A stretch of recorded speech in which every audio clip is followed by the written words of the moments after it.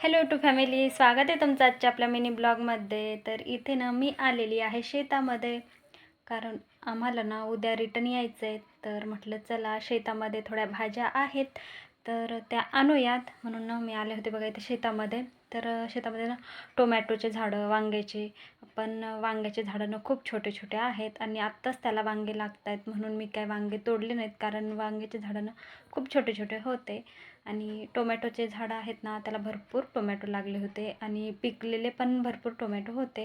म्हणून मग मी काय केलं, टोमॅटोचं इथं मस्त पिकलेले पिकलेले तोडले आणि कच्चे पण टोमॅटो थोडेसे घेते, कारण आमच्याकडे ना कच्च्या टोमॅटोची सुद्धा भाजी सर्वांना आवडते.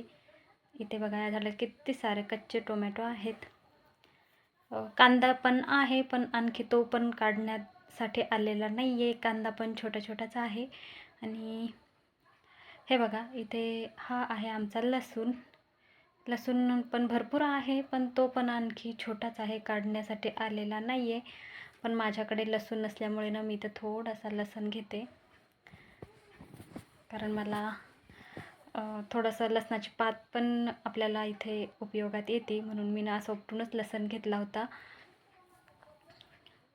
इथे बघा मस्त असं लसूण, थोडी कांद्याची पात पण घेतली होती मी. लसूण, कांद्याची पात, टोमॅटो अशा भाज्या मी शेतातून घेतल्या. आणि आता इथे बघा एक थैलीभर भाज्या घेतल्या होत्या मी, आणि आता निघाले मी घरी.